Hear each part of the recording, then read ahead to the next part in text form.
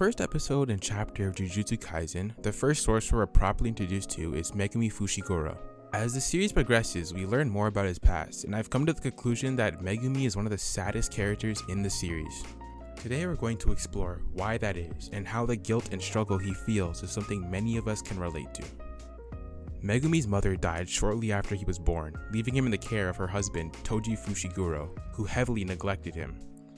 Seconds away from his death, Toji told Satoru Gojo that he was about to sell his son to the Zenin clan, and that Gojo could do what he wanted with that information. After finding Megumi, Gojo enrolled him into Jujutsu High, where he trained to become a sorcerer. While many fans like to imagine that Gojo acted as some sort of stepfather to Megumi, they're not entirely wrong, but he wasn't exactly a father figure. He looked after him, sure, but Megumi was ultimately being raised to succeed Gojo, whether he wanted to or not. Unlike Yuji, Megumi has a very different moral compass. Jujutsu Kaisen explores moral neutrality a lot, but Megumi takes more of a rigid stance. In the first real arc of the show, the Fearsome Womb arc, he says, I hate bad people. They act so damn superior. When their empathy and imagination are as empty as a vacant lot. I can't deal with good people either. Because they forgive those bad people. And they view the act of forgiveness as a noble thing. Makes me want to vomit.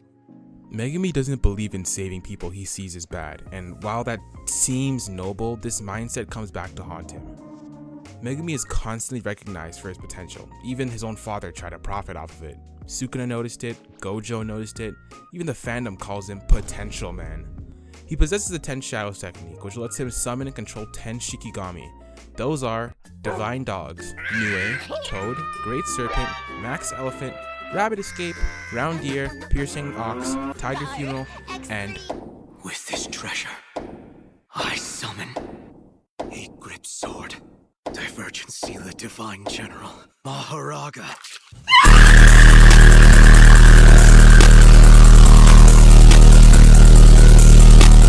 Maharaga is his trump card, a Shikigami no previous 10 Shadows user ever managed to tame. Megumi comes close to summoning it multiple times, knowing it could kill him. Gojo realizes this and warns him. Dying to win and risking death to win are completely different, Megumi.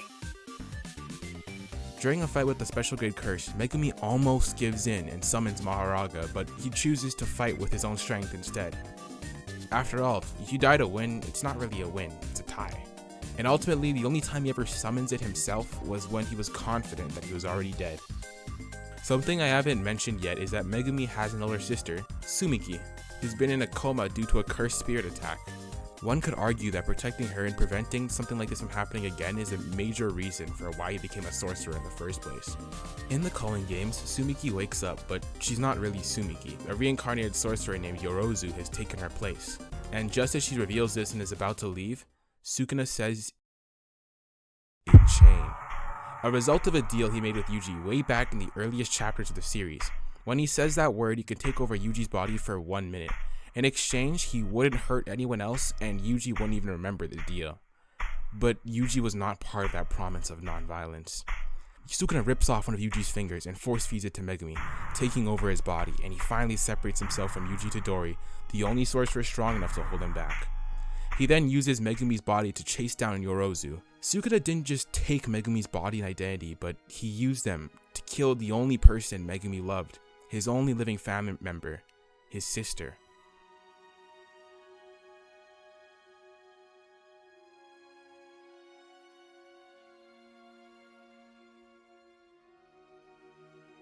For weeks, Megumi's consciousness is trapped deep within the darkest depths of his soul, and things get worse when Sukuna uses Megumi's body to kill Gojo, his only teacher, and the closest thing he's ever had to a father. Eventually, when Yuji manages to strike Sukuna's soul, Megumi gets a chance to wake up, but he gives up. He saw his sister and teacher die by his own hands. He doesn't want to go on. And because of that, what should have been the perfect plan to stop Sukuna falls apart. What I really love about Jujutsu Kaisen is how well it portrays depression. Plenty of stories handle it well, but Megumi's arc shows something real, and that's the fact you often can't escape that state alone. Yuji manages to speak to Megumi one last time through his domain expansion, and Megumi says, I wanted to create a world where Sumiki wouldn't have to suffer needlessly. You stupid! Eating home-cooked meals, watching sunbeams fall on her hanged laundry, seeing her as she walked beside someone like you, Itadori. That would have been true happiness to me, but I've had enough. And which Yuji replies, when my grandpa got sick with lung cancer, he was offered a rough treatment that would have come with some strong side effects. He turned it down. Maybe he thought his body was strong enough without the treatment. Every so often I hear about euthanasia, but that didn't seem right. It felt like someone else's choice. Deep down, I always felt distant, unrelated. I figured it must suck for them, but I'd be fine. But ever since coming to Jujutsu High, I've been flooded with all these awful thoughts, and when I think about this lasting forever, I find myself able to empathize with my grandpa or anyone else faced with a helpless situation. That's why I can't tell you to keep living. Yuji understands Megumi's pain. He knows he can't make that choice for him. And later, when Yuji is fighting, he briefly sees Megumi in a memory and tears up, telling him how lonely he'd be without him. When he finally faces Sukuna tries to break him again. You had your body stolen by me. You murdered your own sister. You turned away the hands reaching out to you. Oh right, that brat you saved ended up slaughtering thousands. Give it up. You can't live a proper life anymore. Just relax and leave it all to me.